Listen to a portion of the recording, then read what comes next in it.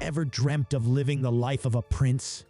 Well, today's story takes us into the wild world of a man who didn't just dream it, he lived it, or at least he tried to. Get ready for a story of glamour, deception, and a touch of royal impersonation. This is the incredible story of the Impersonator Prince. Imagine posing as a Saudi prince, rubbing shoulders with the elite, and making grand schemes. Sounds like fiction, right? Well, you need to hold on because this story is as real as it gets. Meet Anthony Gignac, a man who took faking it till you make it to a whole new level. In a world where appearances can be deceiving, Gignac didn't just push the boundaries, he shattered them. In the world of financial crimes, where the line between reality and illusion blurs very often, one bold criminal, Anthony Gignac, successfully posed as a Saudi prince, orchestrating a scheme that grabbed millions from investors, both large and small. The story begins in the aftermath of a devastating hurricane that swept through Miami in September 2017. Against the backdrop of ordinary lives trying to rebuild, the narrative brings to light the impact on average individuals striving to secure a future for their families and pursue personal dreams. While some investors were wealthy, others faced severe financial and psychological consequences, having lost life savings to Gignac's elaborate scheme. Agent McKeveny, an acting unit supervisor at the time, was pushed into the investigation when a first tour agent tipped him off about Gignac's potential masquerade as a diplomat involved in financial crimes. Gignac, a seasoned con artist with a criminal history dating back to credit card and hotel fraud, had previously been prosecuted by DECE in 2003. Released from prison around 2016-17, he set his sights on Miami, planning what would become one of the most significant scams in history. The lead came from a private investigator in Miami, referring the case to the FBI, eventually reaching the DSS agent on the Joint Terrorism Task Force, also known as JTTF. Armed with a background in law and government experience, the agent brought McKeveny critical information about Gignac's identity and his ways of operation. Gignac's rap sheet included a history of small-scale frauds escalating over the years, making him a challenging enemy. The investigation took an unpredictable turn when Hurricane Irma hit Miami, complicating Agent McKeveny's initial attempts to navigate the flooded and devastated city. Amidst the challenges, the agent received a flash message about Gignac's potential involvement in passport fraud and aggravated identity theft. This prompted a swift decision to forego scheduled training and expedite the investigation. Gignac, posing as a Saudi prince, had successfully fooled investors by leveraging the legitimate Saudi Aramco IPO, a significant economic initiative by the Saudi government. The con man's audacity reached new heights as he targeted Fisher Island, an exclusive enclave accessible only by ferry or helicopter. The challenge of conducting a discreet search on a location inhabited by celebrities and rich individuals added complicity to the operation. As the investigation gained momentum, the agents, led by McKeveny, hatched a plan to arrest Gignac upon his arrival in New York. The goal was to execute a simultaneous search warrant on Gignac's expensive residence in Miami, situated on Fisher Island. The intricate coordination involved working closely with security personnel on Fisher Island, ensuring a secret approach to the exclusive location. However, the operation took another unforeseen turn when Gignac's arrival in New York was accelerated. The agents had to swiftly adapt their plans, emphasizing the urgency of the situation. Despite the challenges, the team, led by Agent McKeveny, successfully captured Gignac upon his arrival at JFK Airport. The arrest revealed a shocking detail: money concealed in a condom, tucked in Gignac's rectum during the 14-hour flight. Now, introducing another character in Gignac's orbit, Carl Williamson, a co-conspirator who tragically took his own life later in the investigation. The story grows with the arrest, revealing the immediate challenges faced by the agents, including the need to secure evidence, prevent communication, and mitigate the risk of evidence destruction. The investigation continued to reveal, exposing all the deceit and financial manipulation staged by Gignac.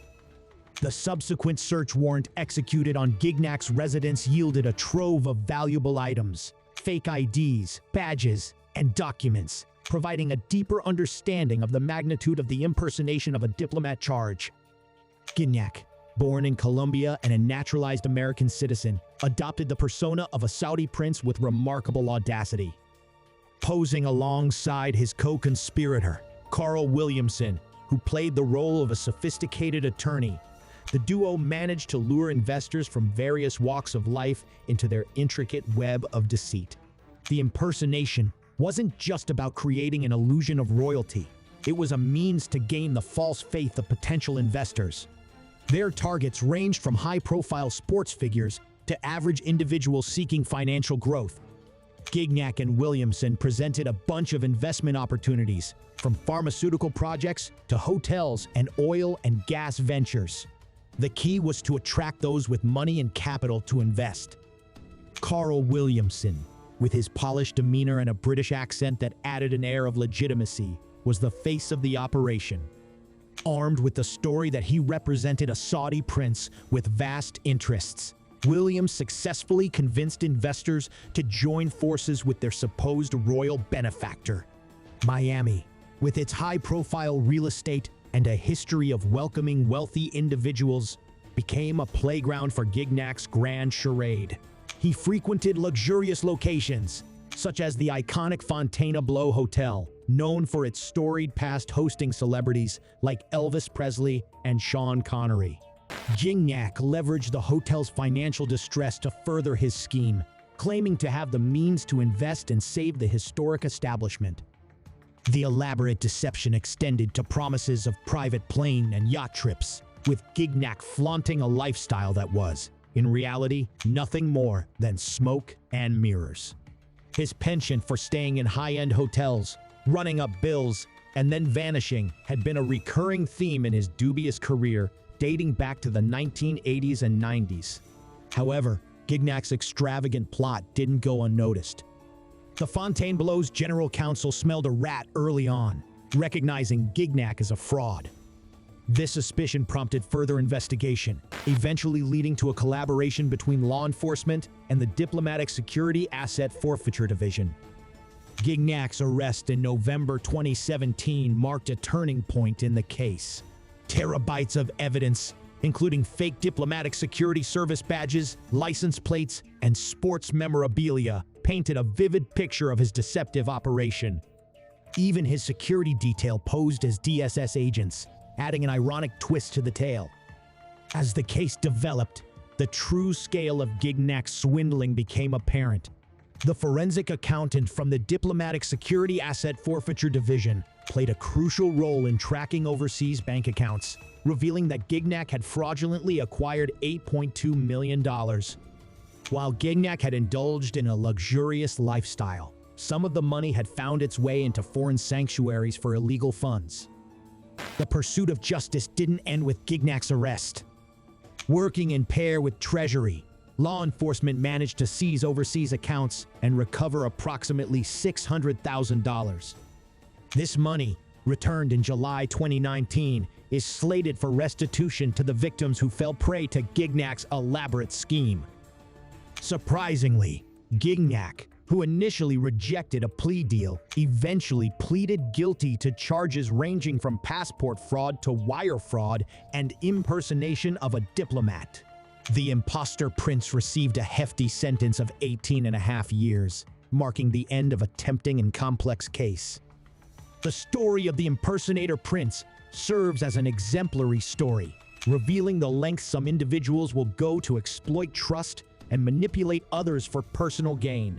Miami, with its allure of wealth and glamour, became the backdrop for this high-stakes deception.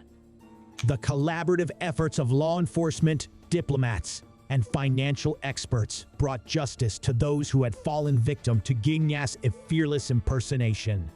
As the case concludes, the recovered funds offer a glimmer of hope for the victims, showcasing the persistent pursuit of justice. The tale of the Impersonator Prince, while filled with twists and turns, serves as evidence to the resilience of those committed to upholding the law and protecting the unsuspecting from the clasps of deception.